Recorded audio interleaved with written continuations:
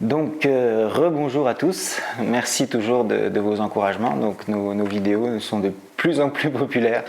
On a eu la dernière vidéo a eu encore plus de succès que la précédente vidéo. Donc merci, on a eu 4 inscriptions cette semaine, ce qui est du jamais vu à date pour le CQMI.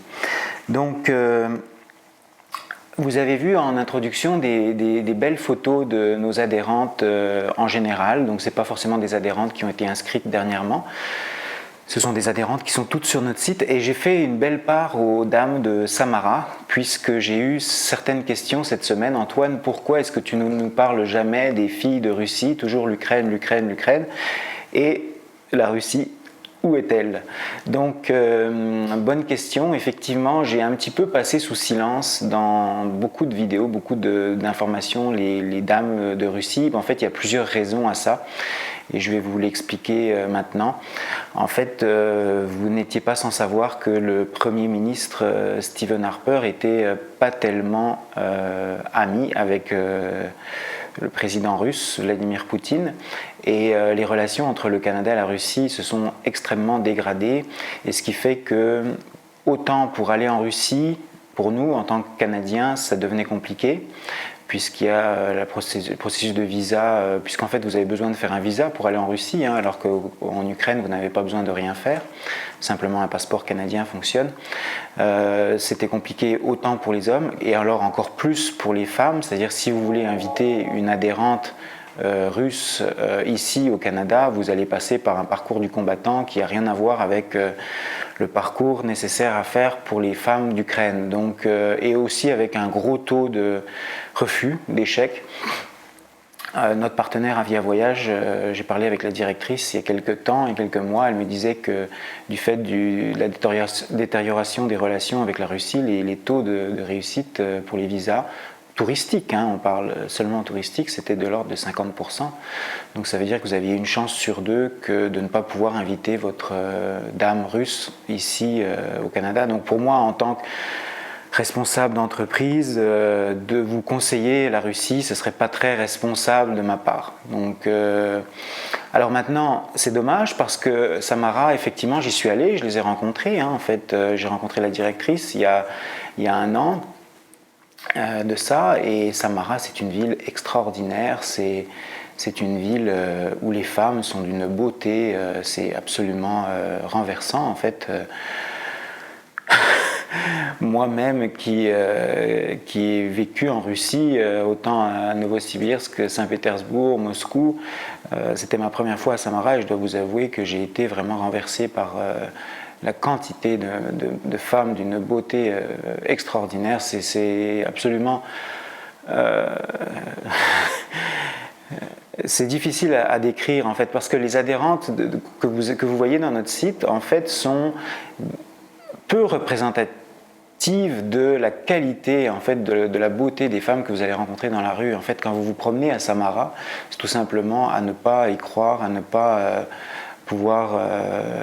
on s'arrête, on regarde et puis on est complètement estomaqué par la quantité de belles femmes. C'est absolument sidérant. En fait, je racontais un petit peu à la blague à mes amis, parce que j'ai passé beaucoup de temps en Russie, j'ai passé du temps, je faisais des retraites de plusieurs mois à Saint-Pétersbourg, à Moscou, en Sibérie, à Novosibirsk. Et quand je rentrais à Montréal, je disais à la blague à mes amis que j'avais l'impression qu'à Montréal, on vivait dans un monde, enfin au Québec, en Amérique du Nord, où on ne voit pas en fait la différence entre les hommes et les femmes. Ça va peut-être vous choquer ce que je vous dis, mais en tout cas c'est l'impression que j'avais en revenant de Russie. Mais en fait quand on se promène dans la rue, ici à Montréal, en fait on est devenus, hommes et femmes, en quelque sorte un petit peu asexués, c'est-à-dire qu'on s'habille un petit peu tous de la même manière. On est un petit peu tous pareils en fait, hein.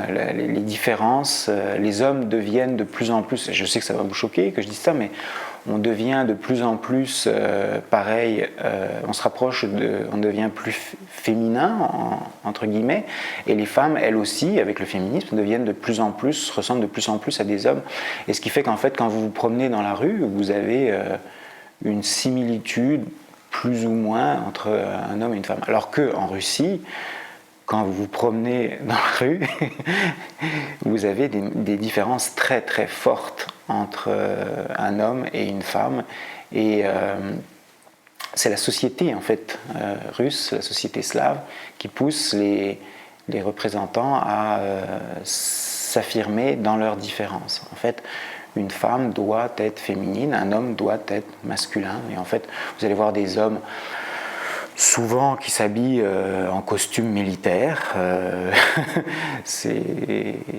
tout cas, c'est vraiment la masculinité à son sommet. En fait, on revendique le statut d'homme, de la force, le caractère, l'autorité, le guerrier. En fait, on le retrouve tout à fait et dans la vie de tous les jours. Puis vous voyez aussi au niveau du président Poutine, c'est quand même quelqu'un d'assez autoritaire, assez militaire, hein, en fait même. Et au niveau des femmes, en fait, la femme se représente d'une façon très très très féminine, et elle passe beaucoup de temps à se préparer, à s'habiller, à se faire belle, et dans la rue, ça se voit au quotidien. Donc, parenthèse fermée, donc Samara, effectivement, c'est une ville où vous allez avoir des adhérentes extraordinairement belles. Les femmes sont peut-être un petit peu moins cultivées qu'à Kiev, sont un petit peu plus simples, mais en termes de proportion, vous allez avoir, pour les plus courageux d'entre vous, qui souhaitent quand même tenter l'aventure, puisque j'ai eu cette semaine un monsieur qui m'a dit qu'il préférait nettement les femmes de Samara. Effectivement, dans notre base de données, nous avons des filles de Samara qui sont très très très belles, et en plus je peux vous dire en toute sagesse que notre partenaire de Samara, la directrice Irina, est une femme sérieuse qui fait bien son travail, aussi bien qu'à Kiev, et je vous recommande totalement d'y aller, ne serait-ce que pour découvrir ce pays au bord de la Volga, qui est un fleuve magnifique. Et en plus, là-bas, vous allez avoir la possibilité d'être servi en français, puisque les dames qui travaillent dans cette agence parlent français, puisqu'ils ont beaucoup de touristes, enfin pas de touristes, mais de clients français qui viennent rencontrer des femmes à Samara. Puis d'ailleurs, on va en parler un petit peu plus loin dans notre présentation d'aujourd'hui. Alors, aujourd'hui, un petit retour d'abord pour commencer sur l'actualité. En fait, bon, vous avez été nombreux en fait à me dire que vous aimez que je partage avec vous la réalité du CQMI, puis la réalité de ce que je pense. Vous avez un intérêt pour ça. Et il y a plusieurs personnes qui m'ont dit « Antoine, comment ça qu'il y a des gens qui se sont plaints, que tu parlais trop longtemps? Au contraire, non, il faut que tu parles plus, que tu nous en racontes plus, parce que tout ce que tu nous dis, ça nous aide à prendre notre décision de s'inscrire chez vous. » Et donc, effectivement, je m'en aperçois que vous avez besoin de plus d'informations, parce qu'en fait, il y a des choses qui sont pour moi tout à fait naturelles, parce que j'ai vécu en Russie, parce que je parle russe, parce que pour moi, c'est comme une deuxième patrie. Mais pour vous, ce n'est pas le cas. En fait, vous n'avez pas toute la connaissance, toute l'expérience que j'ai passée là-bas pour vous sentir suffisamment à l'aise pour dire bah, « Ok, je vais tenter l'expérience ». Donc oui, retour sur l'actualité. Bon, en dépit des événements en Belgique qui sont quand même critiques, qui sont graves, je veux dire, mais bon, c'est pas à moi d'en parler, je ne suis pas spécialiste de ces questions, il y a des gens qui font ça beaucoup mieux que moi. Mais par contre, il y a quelque chose sur lequel je voudrais revenir parce que ça me tient à cœur. Donc vous vous souvenez qu'il y a 2 vidéos, on parlait de la sortie de la ministre de la Condition féminine ici à Montréal, au Québec, qui avait dit qu'elle n'était pas féministe, et vous avez vu la levée de bouclier qu'il y a eu de toutes parts, hein, en fait, politique, dans les médias, et en fait, on a eu une semaine, on a eu droit pour vous qui nous regardez en France. D'ailleurs, on a eu notre premier client français cette semaine. Merci à lui et bienvenue dans notre monde québécois. Oui, donc la situation a résulté ici au Québec avec une énorme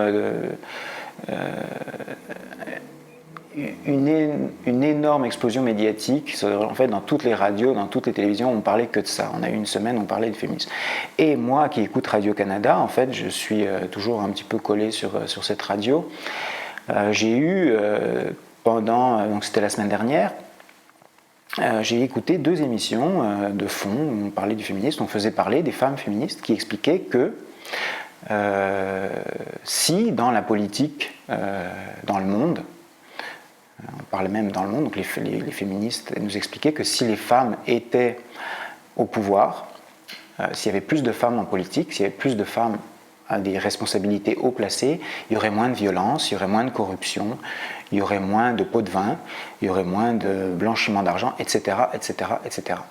Et stupeur, la semaine dernière, notre ex-vice-première ministre, Nathalie Normando, qui était l'assistante de Jean Charest, été arrêtée par la police, par l'UPAC, l'unité de protection anticorruption, pour une affaire criminelle de pot de vin.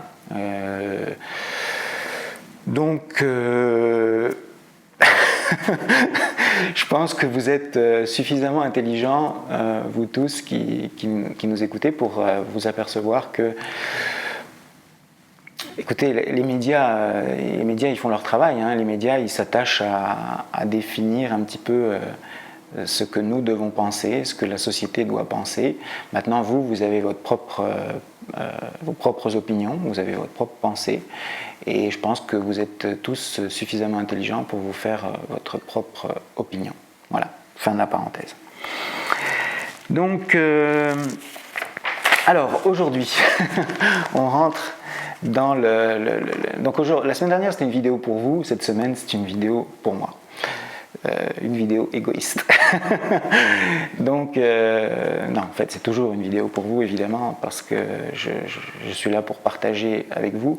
Mais en fait, aujourd'hui, je voudrais revenir, puis ça faisait un moment que je voulais faire cette vidéo-là, puis j'hésitais à la faire, parce que c'est quand même une vidéo qui va certainement être un petit peu...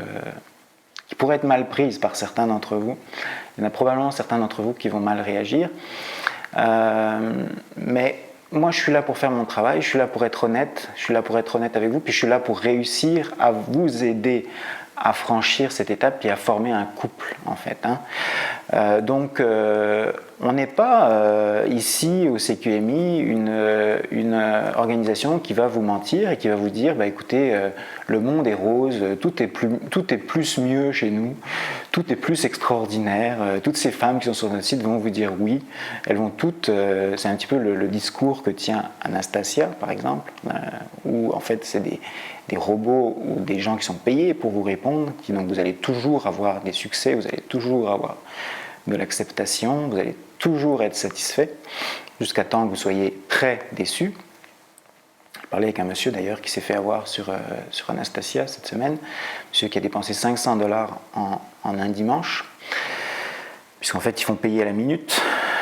Évidemment, puisque ce n'est pas la personne avec qui vous parlez, c'est une personne qui est payée, qui elle aussi est payée, mais non pas à la minute, mais à l'heure. Donc en fait, c'est un gros business de trafiquants. Mais en fait, nous, on travaille de façon honnête. Donc ça veut dire que vous n'avez aucune garantie de succès. Donc je veux bien mettre les choses au clair sur la table.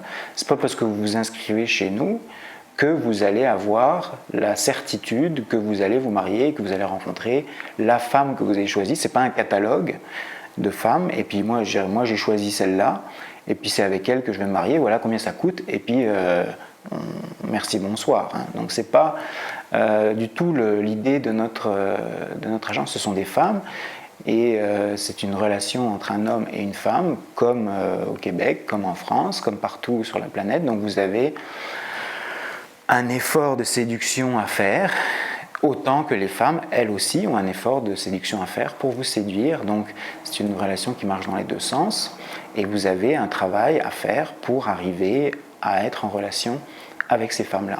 De la même manière que moi, j'ai eu un travail à faire pour aujourd'hui être en couple avec la femme de ma vie qui s'appelle Borislava. Donc ça a été tout un parcours. Donc c'est sûr que moi je suis là pour vous aider, je suis là pour m'impliquer avec vous, toute l'équipe du CQMI est là pour ça, et notamment notre partenaire à Kiev qui est très très très expérimenté, je ne saurais le répéter suffisamment.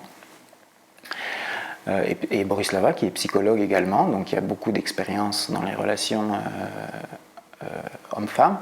Donc on est là pour vous aider, mais vous n'avez pas de garantie de succès. Alors aujourd'hui, j'ai fait une liste d'un certain nombre de points. En fait, j'en ai fait 4 points. Il y en a beaucoup plus que 4, mais aujourd'hui, on va se concentrer sur ces 4-là. Parce que ça me semble être les 4 les plus importants. Après, il y en a d'autres qui sont des aspects plus techniques, mais ça, j'en ai déjà parlé dans d'autres vidéos. C'est des points aussi qu'on voit ensemble quand on est en Ukraine avec moi. Donc ça, vous allez y avoir droit. Mais donc ces 4 points-là, c'est les 4 points qui sont, selon moi, les plus importants. J'y réfléchi la semaine dernière et on va les aborder aujourd'hui. Alors, suite à la dernière vidéo, vous avez été quelques-uns à me dire, à réagir, à être choqués quand j'ai dit que 100% d'échecs pour les gens qui voyagent seuls. Alors, bon, comme d'habitude, je me suis peut-être un petit peu emporté, c'est ma nature, je suis un petit peu excessif parfois, c'est pas tout à fait vrai. Quand je dis 100% d'échecs, ça ne veut pas dire que les gens qui sont allés seuls n'ont pas aujourd'hui des communications avec les femmes qu'ils ont rencontrées. Effectivement, les hommes qui sont allés seuls aujourd'hui ne sont pas en couple, ne sont pas officiellement en relation avec aucune de nos adhérentes.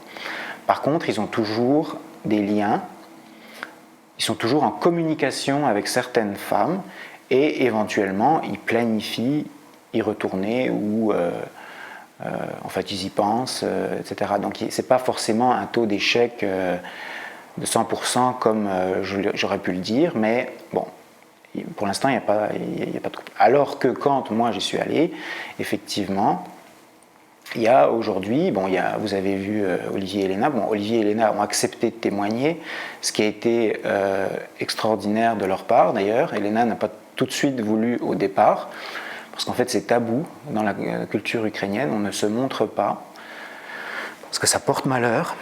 Donc ça c'est une chose à savoir dans la culture ukrainienne. Donc il y a d'autres couples qui sont existants, que nous avons formés. Bon, il faut nous laisser du temps parce que je vous rappelle que ça fait seulement 1 an qu'on existe. On a commencé au mois de janvier 2015, comparativement à d'autres agences matrimoniales qui existent depuis 6-7 ans, qui ont déjà formé plusieurs couples. Il faut nous laisser un peu de temps, on est en bonne direction, on est bien organisé, mais vous allez certainement avoir des exemples à vous mettre sous la dent très, très bientôt. Et puis en tout cas, c'est vers ça qu'on se dirige. Alors, il y en a qui sont plus directs avec moi. Je vous assure qu'il y a certaines fois, je reçois des appels avec des hommes les hommes sont orientés vers les résultats, hein, c'est normal. Hein. On dit Antoine, c'est quoi tes pourcentages, c'est quoi tes réussites, c'est quoi, est-ce que tu peux... Alors bon, j'ai hésité un petit peu à rentrer dans la transparence complète parce que c'est peut-être un petit peu délicat, je dirais, de tout déballer puis de tout mettre ouvertement devant notre clientèle. Mais ce que je peux vous dire, c'est qu'à date, Bon, les points clés que je peux vous dire aujourd'hui, c'est qu'on est à peu près, depuis qu'on a ouvert, on est à peu près à une cinquantaine d'hommes qui ont signé, qui ont pris un forfait avec nous. Ce qui est, je trouve, assez bien. Donc, en plus, bon, c'est un rythme qui s'accélère, puisque dans les dernières semaines, on a eu 8 inscriptions. Dans les 2 dernières semaines, on a eu 4 inscriptions par semaine, ce qui est extraordinaire, ce qui est du jamais vu encore à date pour nous. Donc on est vraiment en augmentation. Et je dirais sur ces cinquantaine d'hommes qui ont décidé de signer le contrat, le forfait avec nous, vous en avez, je dirais, à peu près une moitié qui sont en cours de réussite. Donc ce qui est quand même, je trouve, un excellent résultat. Je me suis renseigné un petit peu, j'ai essayé de chercher sur Internet c'est quoi les pourcentages de réussite dans les sites de rencontres partout à travers le monde. Bon, je n'ai pas réellement réussi à trouver de statistiques convaincantes. Je pense que c'est très difficile de savoir, à moins d'avoir des sondages qui soient faits de façon très, très sérieuse, mais à date, j'ai rien vu de convaincant. Bon, nous, si on arrive à avoir un taux autour de 50%, je dirais que je serais extrêmement satisfait. Alors, notre partenaire à Kiev, ce qu'il faut savoir, c'est qu'eux, ils se targuent d'avoir un taux de succès autour de 75%. Les 2 dames donc, qui gèrent notre agent. Donc eux, ça fait un peu plus de 15 ans qu'ils sont en affaires. Ils travaillent pratiquement exclusivement avec des Allemands. Donc, ce sont des hommes allemands qui viennent chaque semaine dans leur petit bureau au centre-ville de Kiev, que vous allez rencontrer si vous venez à Kiev avec moi. Donc il y en a une des 2 dames qui parle allemand couramment. À Noël, ils étaient 6 pendant que moi j'y étais. Ils avaient 6 clients, 5 Allemands et 1 Autrichien. Les Autrichiens parlent allemand. Et sur ces 6, il y en a 4 qui sont effectivement tombés en relation pendant la semaine. Donc ils sont assez bien organisés. Ils mettent une assistante qui parle allemand avec chacun d'entre eux. Et cette assistante reste avec les clients pendant toute la semaine. Ils sont venus pour une semaine. Et effectivement, ils ont des meilleurs résultats que nous. Alors, pour quelles raisons ils ont des meilleurs résultats que nous ? La raison essentielle, je pense, c'est parce que les Allemands, en règle générale, viennent plus qu'une fois à Kiev. Bon, l'Allemagne, Francfort-Kiev, c'est 2 heures, 2 heures et demie. Donc, ça coûte entre 200 et 300 euros. Vous avez même des fois des spéciaux où c'est encore moins cher que ça. Donc c'est sûr que pour un monsieur allemand, c'est plus facile d'aller à Kiev, de faire plusieurs voyages, que pour nous qui vivons au Canada. Donc ça, c'est déjà un premier constat. Je pense que c'est une explication. Donc la deuxième explication qui a été donnée par notre partenaire, dit que la mentalité des hommes américains, et c'est là que moi j'ai un gros travail à faire, c'est là effectivement que je justifie ma présence, c'est que nous avons, en tant qu'hommes américains, nous avons un gros travail d'adaptation parce que la culture ukrainienne, les mentalités ukrainiennes, et vous allez vous en apercevoir, sont très différentes de nos mentalités américaines. Bon, ça, c'est des détails. Bon, c'est pas l'objet de la vidéo aujourd'hui, mais en tout cas, c'est la deuxième raison qui fait qu'on a probablement des taux de réussite moins importants. Alors, voilà pour cette deuxième page. Donc là, maintenant, on va rentrer dans les raisons. Alors, le titre de cette vidéo est une vidéo un petit peu agressive, dans le sens où je dis « une femme russe ne s'achète pas ». Alors, qu'est-ce que ça veut dire, cette phrase un petit peu provocatrice ? On va le voir. Donc, alors, les raisons pour lesquelles ça ne fonctionne pas pour certains d'entre vous. Alors, je dirais la première raison, et la raison la plus importante, selon moi, la première raison, c'est vous. En fait, vous êtes souvent,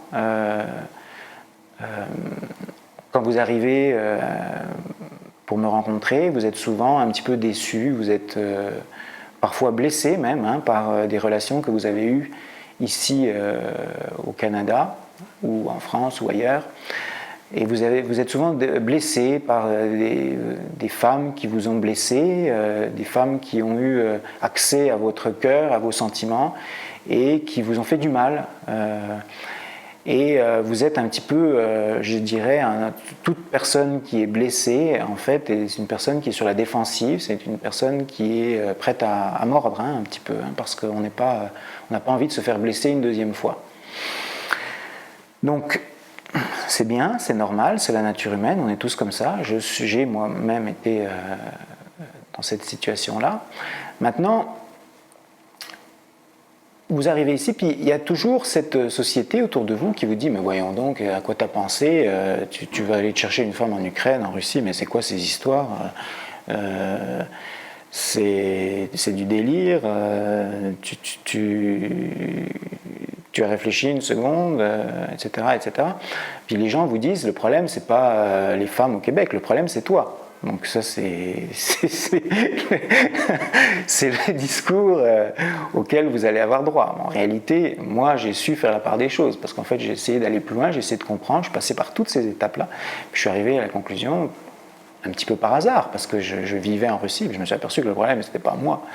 Le problème, c'est la société, et c'est en fait le fait que, pour vous, ici, c'est beaucoup plus difficile de trouver une femme que dans d'autres pays comme la Russie ou l'Ukraine, parce qu'en fait vous allez arriver là-bas, vous allez voir que vous allez avoir beaucoup de succès. Maintenant, avoir du succès, ça ne signifie pas réussir, et c'est pour ça que je suis là devant vous aujourd'hui. Donc la première raison, c'est vous. Pourquoi ? Parce qu'en fait, c'est la croyance de est-ce que je vais réussir à atteindre cet objectif-là. Donc si autour de vous, il y a plein de gens qui vous disent « Voyons non, à quoi t'as pensé, c'est des folies, c'est des conneries, tu peux pas faire ça », ça finit par vous travailler, ça finit par vous... Il y a tout le temps une espèce de petite voix à l'intérieur de vous qui vous dit ben, « Non, ça ne marchera pas, mais bon, peut-être que je peux essayer. » Alors j'ai des fois des hommes qui viennent ici puis qui y croient à moitié. Donc quand ils sont avec moi, ils y croient, parce qu'en fait, moi, je dégage cette réussite, puisque j'ai réussi, puisque moi, j'en suis imprégné, parce que je parle russe, parce que je connais ces choses-là. Quand vous me rencontrez, puis avec le décor qu'il y a ici, vous êtes un petit peu comme si vous étiez là-bas. Parce que moi-même, j'en fais partie, je vis dans cet univers-là. Donc, vous avez l'occasion de tremper un petit peu, puis là, vous y croyez, puis vous êtes motivé, etc. Puis quand vous retournez chez vous, ben là, vous y croyez plus, et puis il y a une espèce de chaud et froid qui vient tout le temps vous secouer et vous travailler.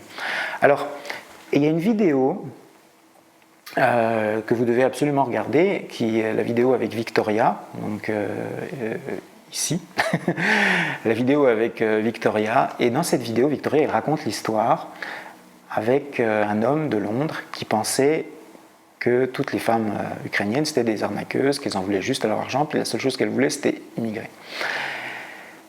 Et Victoria, au départ, elle raconte qu'elle était vraiment intéressée par cet homme-là. C'était un homme qui lui plaisait, ils avaient une bonne relation, etc. Et puis, il avait tout le temps cette pensée-là dans la tête, et il y avait tout le temps cette idée où, en fait, il cherchait en permanence à chercher le petit grain de sable pour essayer de trouver, finalement, peut-être qu'elle veut m'arnaquer. Peut-être que. Donc, dans chaque chose qu'il faisait, il y avait tout le temps cette arrière-pensée qui était présente. Et à un moment donné, Victoria, elle a dit, écoute, stop, on arrête là.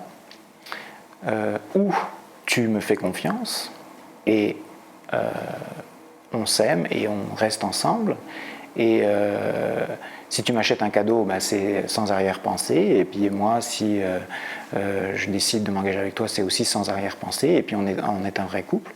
Ou alors tu fais tes affaires et puis tu rentres chez toi et puis tu réfléchis et puis tu penses que toutes les femmes slaves, c'est des profiteuses, puis c'est des arnaqueuses.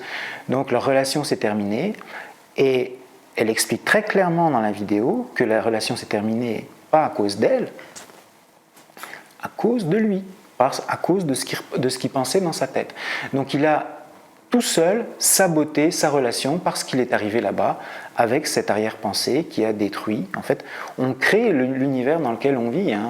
En réalité, on est responsable de notre bonheur, on est responsable de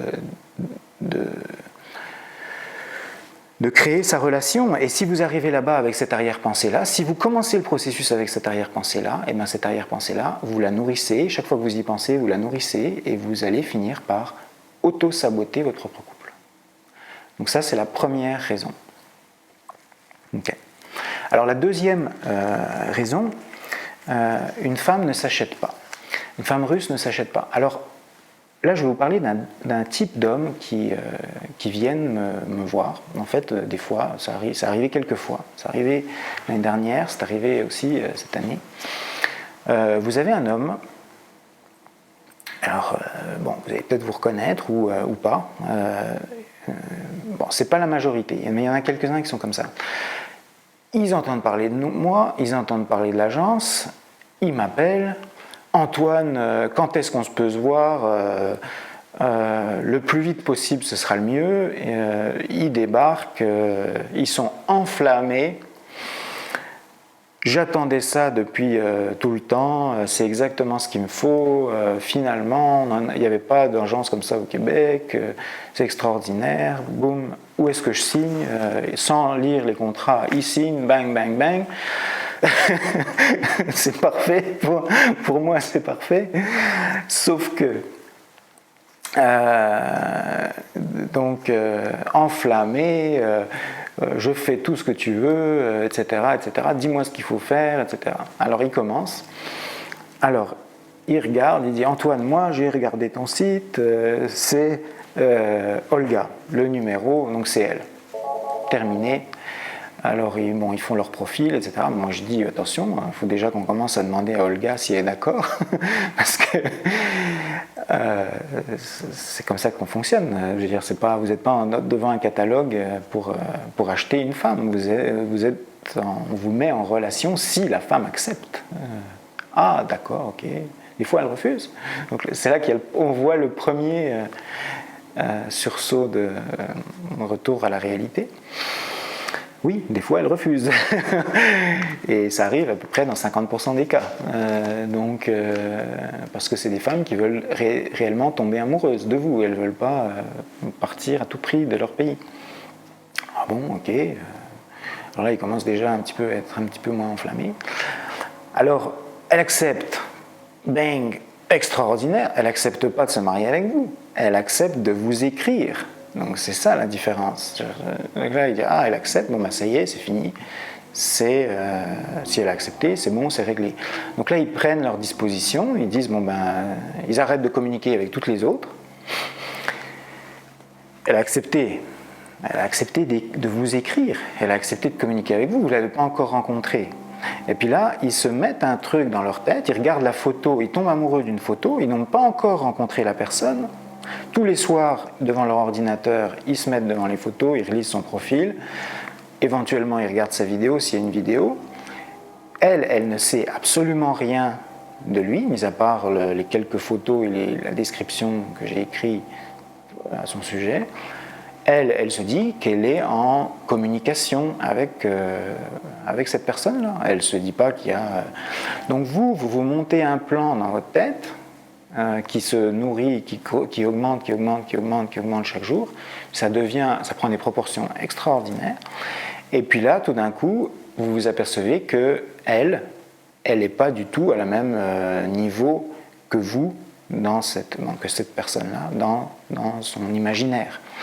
Donc si vous construisez un imaginaire autour des photos, et sous prétexte qu'elle a accepté de communiquer avec vous, puis vous faites un plan, puis vous êtes déjà en train de vous marier avec elle, alors que vous ne lui avez pas demandé, que vous ne l'avez pas rencontrée, 100% d'échec, là c'est garanti. Parce que la femme, quand elle s'aperçoit que l'homme est en train de se monter un plan dans sa tête sur la comète, que tout est organisé, qu'il va venir, qu'il va se marier avec elle, etc., etc., etc., elle prend ses bagages et elle s'en va le plus loin possible. Parce qu'elle se dit, cet homme-là, il est fou. Il est fou parce qu'il ne me connaît pas, il ne m'a jamais vu, il ne sait pas ce que je fais. Donc La femme est beaucoup plus rationnelle, elle est beaucoup plus réaliste. Elle va voir, elle veut voir qui vous êtes, elle veut voir est-ce que vous êtes gentil, est-ce que peut vous faire confiance.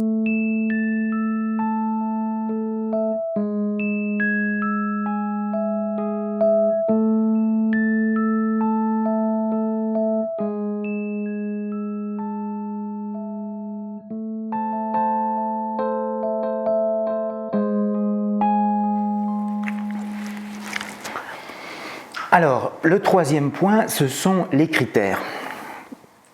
Alors, les critères, qu'est-ce que je veux dire par là? Donc, vous êtes un certain nombre, bon, ça c'est une problématique qui est plus ou moins forte selon certains clients. Les critères, c'est l'homme qui arrive, le client qui arrive et qui dit, moi, je veux une femme qui soit de telle taille, qui ait telle couleur de cheveux, qui ait telle couleur des yeux, qui n'ait pas d'enfant, qui soit non-fumeur, qui soit ci, qui soit ça, qui soit ci, qui soit ça, qui soit ci, qui soit ça. Et en fait, ces clients-là, qui ont des critères à rallonge, ce que je veux leur dire, c'est que vous avez des critères, chaque fois que vous avez un critère, c'est comme si vous fermiez une porte devant vous. Pourquoi ? Parce qu'en réalité, c'est une femme russe qui m'a expliqué ça à un moment donné, lors de mes nombreux voyages en Russie, qui m'a expliqué qu'en fait les hommes, quand ils arrivent avec des critères et qu'ils refusent, d'ailleurs vous remarquerez que les femmes québécoises ont beaucoup de critères aussi, sur l'âge des hommes, c'est juste une petite... C'est pour ça qu'en fait il y a beaucoup de femmes au Québec qui ne sont pas intéressées à être en couple parce qu'elles ont tellement de critères que finalement elles n'arrivent pas à trouver personne. Mais en fait, cette femme russe m'avait expliqué que chaque fois qu'un homme ou une femme a un critère, c'est parce qu'elle arrive avec son bagage de passé avec elle. Par exemple, si vous posez la question pourquoi vous ne voulez pas une femme qui a déjà un enfant ? Alors, des fois, vous allez entendre des réponses comme je ne sais pas, par exemple, ma belle-sœur ou ma sœur, elle a des enfants, ils sont petits, c'est l'enfer, c'est infernal, je ne veux surtout pas vivre ça. Donc, qu'est-ce qui vous fait penser que les enfants de votre future conjointe, ils sont infernaux ou ils sont ingérables, vous n'en savez rien. Je veux dire, ou alors quand vous dites je veux absolument une blonde, puis finalement, je veux dire, pourquoi une blonde? Parce que vous vous souvenez de quand vous étiez petit, vous avez fantasmé sur une blonde, et puis c'est resté dans votre imaginaire jusqu'à aujourd'hui. Donc en fait, c'est une femme qui m'avait fait beaucoup réfléchir et qui m'avait dit qu'en fait, chaque fois qu'on arrive avec un critère, on ferme une porte devant soi, et on ferme une porte vers où? Vers notre bonheur. Et ça, c'est quelque chose qu'il faut vraiment prendre en considération. Je vous conseille, moi, sincèrement, d'arriver ici au CQMI avec toutes les portes ouvertes et un cœur ouvert. Parce que votre bonheur, vous savez, il n'y a personne qui sait exactement où il est. Okay ? On peut se poser des questions, on peut avoir une idée précise de notre partenaire, comment elle est, je veux dire, sur le plan du caractère, puis il y a une vidéo qui parle de ça. Comment choisir sa conjointe. C'est une vidéo que je vous conseille de regarder, vraiment une vidéo importante, où je vous explique que vous devez penser avant, vous devez réfléchir comment elle est ma future partenaire, à quoi elle ressemble. Mais je veux dire, il faut que ce soit quelque chose qui soit basé sur des émotions, sur un sentiment, sur le futur et non pas sur le passé. Parce que si vous arrivez avec vos frustrations, je veux pas d'enfants parce que je connais des enfants de ma sœur ou de ma belle-sœur ou de mon beau-frère qui sont pénibles, ça c'est pas du tout les critères qui sont valables ou qui sont acceptables. Donc, et pour illustrer ça, je vais vous raconter une petite histoire que j'ai racontée à un de nos clients, justement une histoire de Samara, qui s'est passée, en fait c'est la directrice Irina qui m'a parlé de cette histoire. C'était un prince italien, un monsieur de Sicile, qui vivait seul dans son château, un homme de 70 ans, vraiment sur la fin de sa vie, et qui voyait la mort approcher, et puis qui voyait qu'il n'y avait pas d'héritier, qu'il n'y avait pas d'enfant, et il s'inquiétait, il ne trouvait personne. Et il est venu il a pris les démarches, il a fait les démarches pour venir en Russie. Il s'est retrouvé à Samara, je ne sais pas par quelle opération du Saint-Esprit. En tout cas, à Samara, il parle italien aussi. Donc, ils ont des clients en Italie, donc ils se sont fait connaître en Italie.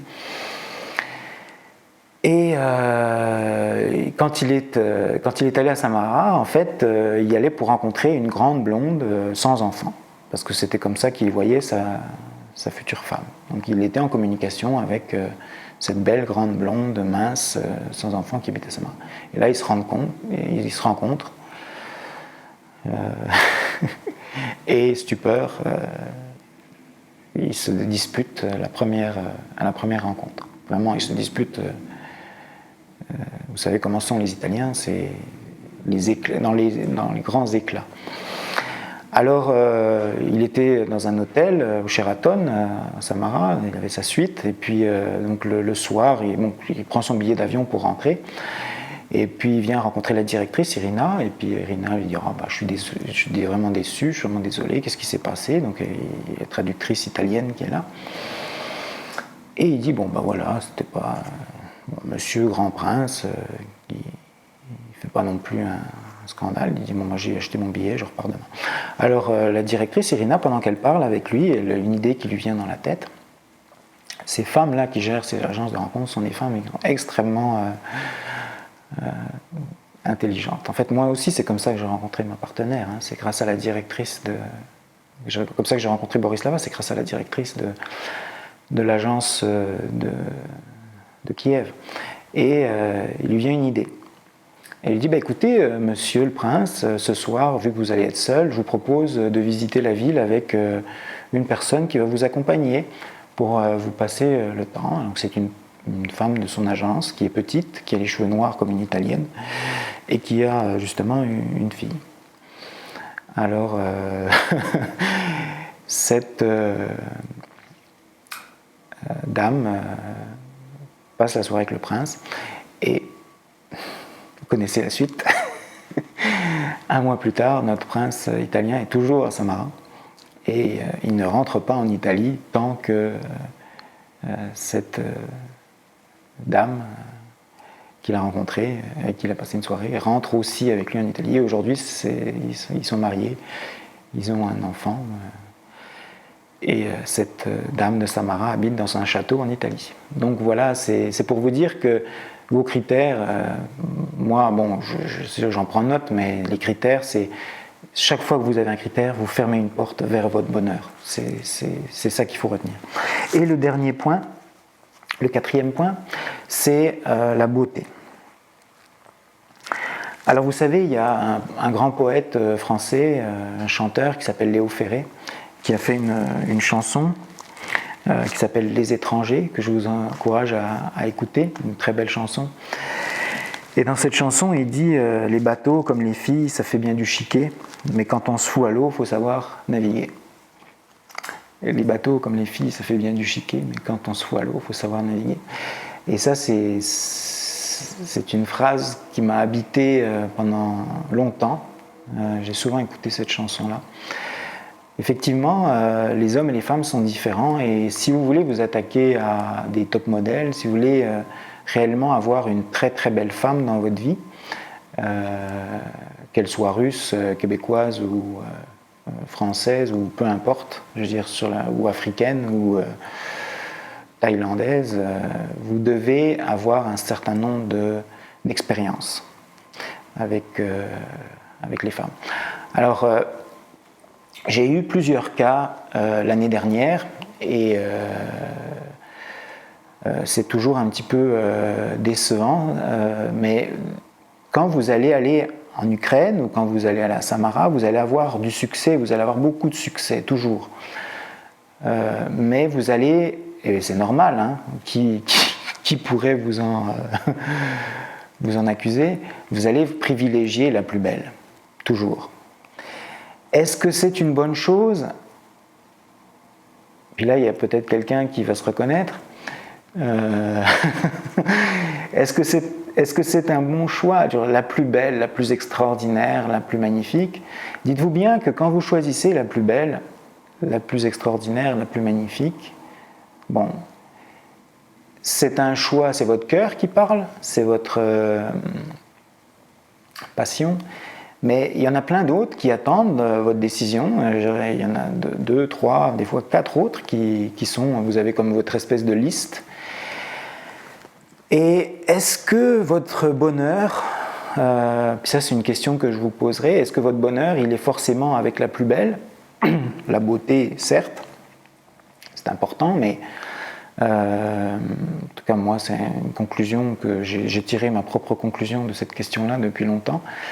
Est-ce que mon bonheur il va se retrouver avec, je donne un exemple, avec Olga qui est la plus grande blonde, la plus magnifique, avec le plus beau corps, le plus beau ci, le plus beau ça, ou est-ce que mon bonheur il est avec, bon, je dis n'importe quoi, avec Svetlana qui est un peu moins belle, un peu moins ci, un peu moins ça, mais avec qui je me sens mieux, avec qui je suis plus à l'aise, avec qui je suis plus moi-même, avec qui la chimie fonctionne un petit peu mieux.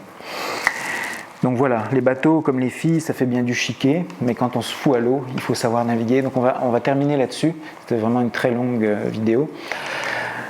Mais c'était une vidéo, ça faisait longtemps que je voulais la faire. Et donc plus qu'une semaine et je serai en Ukraine. Merci.